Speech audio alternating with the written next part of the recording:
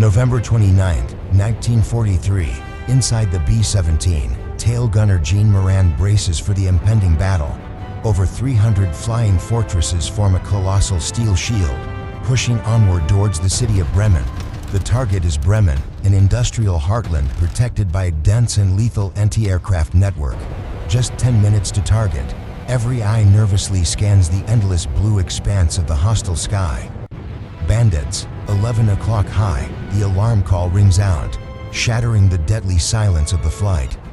German Bf-110s dive straight into the formation, carrying a devastating and entirely new weapon. They approach head-on, a clever tactic to evade fire from the main and ball turret gunners.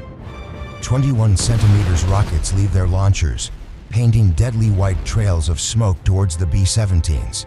A firestorm rains down, turning the once proud flying fortresses into enormous, falling fireballs. In the cockpit, 21-year-old pilot Linwood Langley has no time to react as a rocket streaks past. "We've lost one," informed the squadron. The navigator's desperate shout crackles over the radio. After the rockets come the cannons. The Bf-110s are in range and they fire without mercy. From the tail, Eugene squeezes the trigger. His machine gun roars to life. Answering the attackers, he unleashes a torrent of fire on the German fighters as they zip past and peel off in pairs. But then, in the distance, countless black dots appear. The real battle has only just begun. Bandits, 5 o'clock high, Eugene screams. An entire squadron of German planes dives down on them. Bf-109s and the dreaded FW-190, butcher birds. More than anything Eugene had ever faced before, the sky transforms into a chaotic ballet of swirling aircraft and intersecting tracer fire. Shell casings litter the floor. The gun positions fire relentlessly, pouring lead at the enemy. Then, a dirty puff of black smoke erupts ahead. The German anti-aircraft flak is waiting. The sky is blanketed by explosions from 88mm flak cannons. It's a deadly, inescapable trap.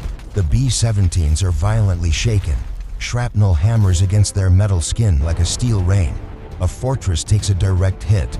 It falters, then falls from the formation. Eugene can only watch. Bombs away. The order is given. It is time to complete the mission.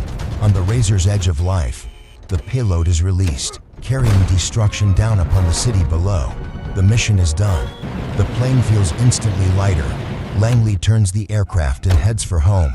A fragile relief. Damage report, just some holes in the wings and fuselage.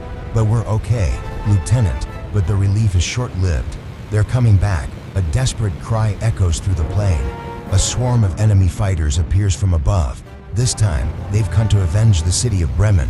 The B-17 formation is once again engulfed in a sea of fire. The real slaughter has now begun. Eugene takes aim at an FW-190 as it zips past, his gun roaring with unrelenting fury. The B-17 shudders under another volley of fire. It slows down, beginning to lag behind formation. Eugene realizes the gap to the main formation is widening. They're being left behind. All alone, a B-17 in formation is vulnerable. On its own, it is nothing less than a death sentence. "Langley, what's happening?" No response from the cockpit. A terrifying silence takes over. The German fighters spot the lone prey. They begin to circle, preparing for a bloody feast. The sound of gunfire and the screams of wounded men merge into a single, sorrowful chorus. From the ball turret below, Eugene's best friend, P.W. Provest, screams out in desperation. He's coming up from below. Right under us, Eugene hears the sound of the plexiglass shattering. A final scream cuts through the intercom. A Messerschmitt flies past, right in front of his guns. Eugene fires wildly at the twin-engine fighter. He had to avenge his best friend. Black smoke pours from the enemy plane. It falters, then spirals down, disappearing from view. At that moment, a Bf-109 pulls up alongside. Eugene tries to swing his guns, but he can't. The German pilot knows the B-17's firing arcs. He maintains a safe distance. Just out of range, Eugene locks eyes with the German pilot. A silent, wordless confrontation in the middle of the sky.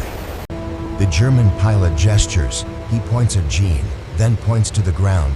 A chance to bail out. Gene is stunned. Could he possibly be the only one left alive on this crippled aircraft?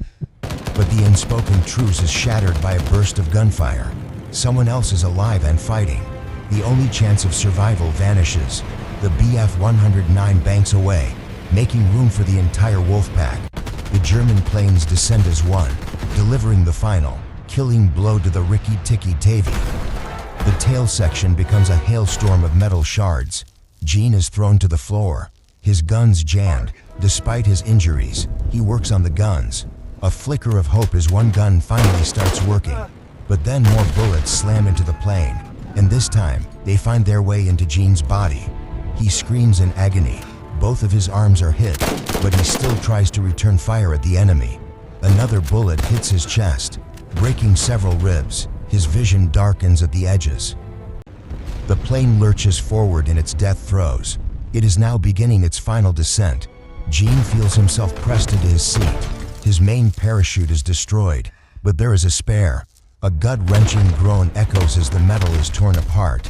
A horrifying scene unfolds before him. Gene feels the floor beneath him shift. He is being pulled backward into the open sky. He desperately grabs onto anything he can find and watches in horror as the main fuselage falls away. He screams in pain, watching the Rikki Tikki Tavi sink below him while he remains behind. Only the tail section, with Gene inside, is left, spinning through the air like a sycamore seed. Inside the tail, the G-force tortures his body. He cannot move as blood clouds his vision. The fall seems to last an eternity. The tail section falls and falls through the thick clouds, and finally, it slams into the treetops with a force that no living man should ever feel. But Gene did. Through his blurred vision, he sees a light at the end of a long, dark tunnel. He crawls towards the light. The pain from his broken arms and shattered jaw is excruciating. Miraculously, he finds himself on the floor of a forest. He is alive. He has survived. The tail section of the Rikki Tikki Tavi hangs in the trees. Directly above his position, he reaches for his head. A crack in his skull is so large that he can feel his exposed brain. Soon, he hears voices. They're speaking French. A small spark of hope is ignited within him. French workers and several German soldiers find Gene, amazed that he is somehow still alive. At a field hospital, a doctor operates, placing a metal plate in his fractured skull. After the war, Gene was liberated, reuniting with his friend and the only other survivor, Jesse. His extraordinary story would be remembered forever, a testament to an unbreakable will to survive.